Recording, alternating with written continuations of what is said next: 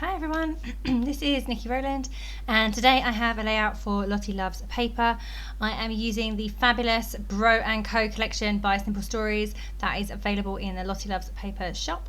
And I'm using that paper, the really iconic diagonal striped paper, and I am going to cut it all up because that's what I do, and I'm going to distress the edges and I'm going to stick it back together. I really liked how it looked as the original, but there was no white space, the background was black, so I decided that I needed a bit of white on my layout, so I'm going to discard the bottom piece of black and have just the white cardstock showing through.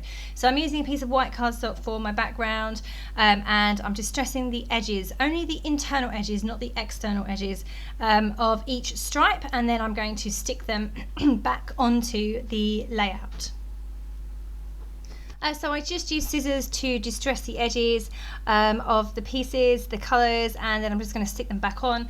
I like the look that I'm going to get from the middles, so the sections that you can see there. So I'm just about to add the reddish one, and you can see I now have a white line gap in between the stripes. So I really like how that looks. It breaks up the background, doesn't make it look quite so solid and so dark, gives me a bit of, you know, light relief effectively from those quite dark colours. Just going to trim the edges there. Somehow they were slightly overhanging, I'm not quite sure how, and then I'm going to position my two photos there, in that position there, so they go off into the white space. That's generally how I like my photos to be. I like them to be kind of attached to the white space area. Okay, so now I'm going to make 3 star-shaped shaker pockets from the pattern papers and put those in the background. So the way I did this was to cut 3 different size stars using my silhouette machine. It's just a basic star cut file. If you have any of those nesting dies, these would be a great option. I don't have any in star shapes. I need to get some, but it was really quick just to cut them on my silhouette. I cut them from a piece of scrap cardstock, and then I used them as a template. So I don't know about you, but I like to sit at my desk and craft. I don't necessarily plan everything and then go and cut it on my silhouette in the right colours. I don't like to load my machine too many times. I just can't be bothered. I know you can put different papers on the mat at the same time, but I just thought it would be easier this way. I cut it in one go on my silhouette, the 3 star shapes, and then took those back to my desk and sat there and used those as templates. Okay, so I have my 3 star shapes cut from different pattern papers. One of them is the black piece that was from the bottom of the paper, and then I've got a grey kind of gingham one, and the yellow one has kind of got, you know, diamond star shapes on it as well. So 3 different papers there that will go onto the background and give it some pattern. The background itself is solid stripes, as you can see, so there's no patterns on those stripes, so it would be nice to have some pattern in the background too. So that's what I'm planning to do.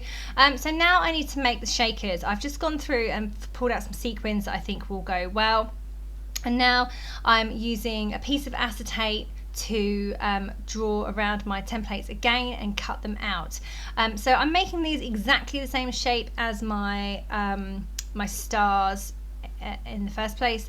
I'm not making it any smaller, maybe like a millimetre smaller, and then I'm just going to literally layer those on top of those star pieces, and I'm going to stitch around them with my sewing machine. So I'm just making sure that they fit, that fits, which it does, and also I'm going to tape it in place, only a tiny bit on 2 of the corners. I'm going to stitch through there anyway. I'm probably not going to notice the tape. It's just a tiny bit of double-sided tape to hold it in place, and it's just so that when I start sewing on the sewing machine it doesn't move too much. You know, for holding it in place, you know, you think you're sewing perfectly and then all of a sudden it's moved and you're disaligned, unaligned. I don't know what the word is. Anyway, out of line. So yeah, I am just cutting out all 3 of those now. So I drew around them the templates again, using a black fine liner pen, the same, anything like that you can see on a piece of acetate, because you wouldn't be able to see it if you used a pencil, for example. So I needed some ink that would, or a biro, I'd need some ink that would sit on the surface of the acetate. So I chose a fine liner. It probably wouldn't be permanent, it would probably wipe off, but that doesn't matter because I'm going to cut away the lines anyway. Okay, so I have stitched around my 3 stars in black thread on my sewing machine, which was easier than I thought. I was a bit worried. I'm not very good at sewing, but I was a bit worried that I wouldn't be able to go around the points very well, but I did fine. It was really easy. It's all straight lines, so much easier than curves. My goodness, you see what happens when I do circles. Yeah, so this worked well. And I left a small opening to put my sequins in. Well, you can see that I clearly didn't leave my openings big enough, and I had a total sequin fail trying to pour them in, and they just went everywhere except inside the pocket. So yeah, so my openings really weren't big enough. There's also not a huge amount of space inside the pockets because they're sewn flat. If I'd done the traditional of raising up on foam pads with an outline around the edge, that would have been they would have had more movement, but I like the way they look trapped inside. I wanted the sewing, I didn't want to do the extra cut file and the foam pads. I just wanted flat, if you like, shaker pockets, and they do look really good and they do shake, so I'm good with that, and you can really see them well sitting inside the stars. So I'm filling the big grey one with silver and silver sequins. That's a sequin mix. They're all by Spiegelmom Scraps because I have a huge amount of those. They are, the grey one is filled with just silver sequins, so they are different ones. There's some like solid ones, there's some glittery ones, there's some star shaped ones, but they're all silver. The black one is filled with my favourite set ever called Total Coolness, which is a boy themed set of sequins.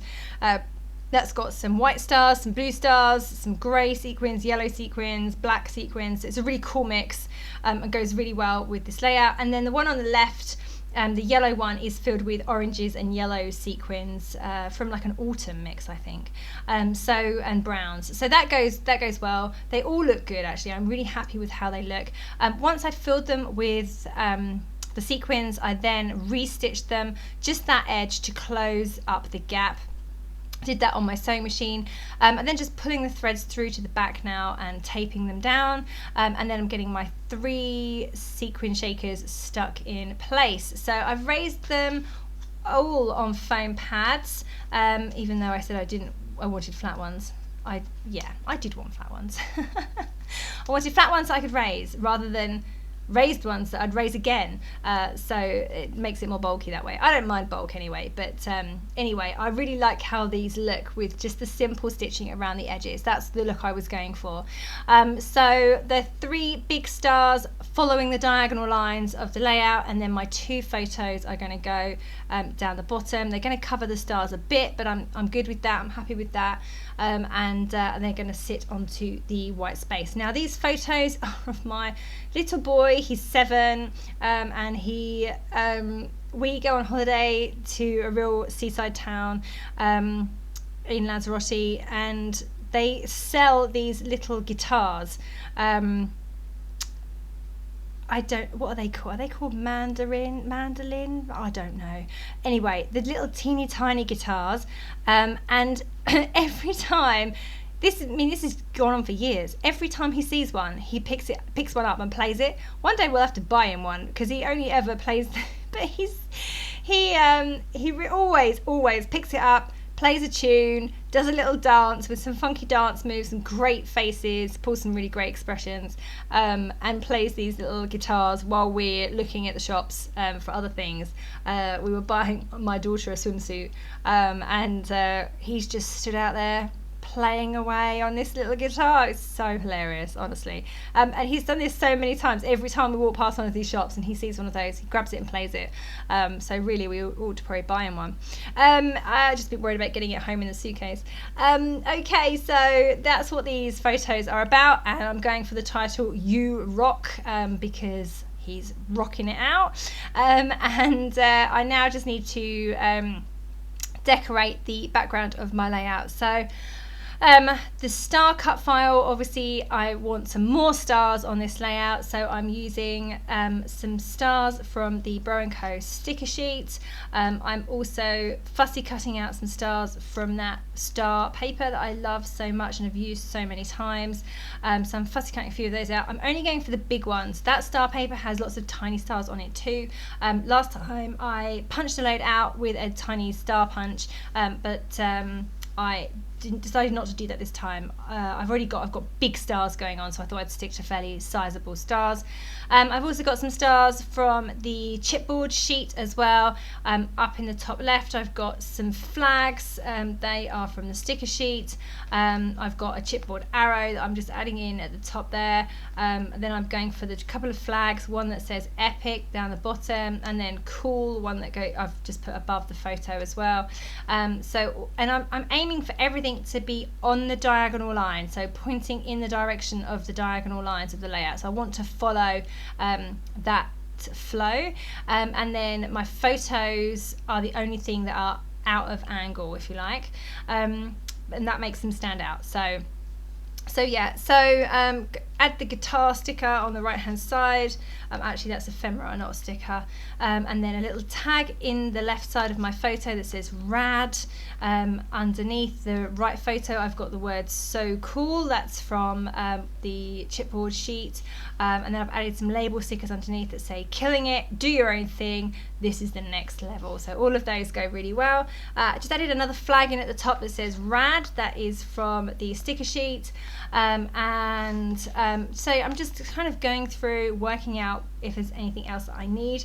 I have just gone through the metal brads that are from the Bro & Co collection and pulled out the ones I'd like to use. So I have cool and rad and a thumbs up, and then some plain coloured ones as well, so blue and yellow, and I'm aiming for those to be colour on colour. So the cool one is over onto the orangey red stripe, rad is in grey, and I don't have a grey stripe, so that's just gone on the yellow, and then the blue one's on the blue stripe, the yellow one's on the yellow stripe, the blue thumbs up is on the blue stripe. So I was kind of roughly aiming for that, although I wasn't too worried about the colour on colour thing because my big stars go over all the colours anyway. So but I do like colour on colour. I like the way that it looks, so I thought I would aim for that a little bit.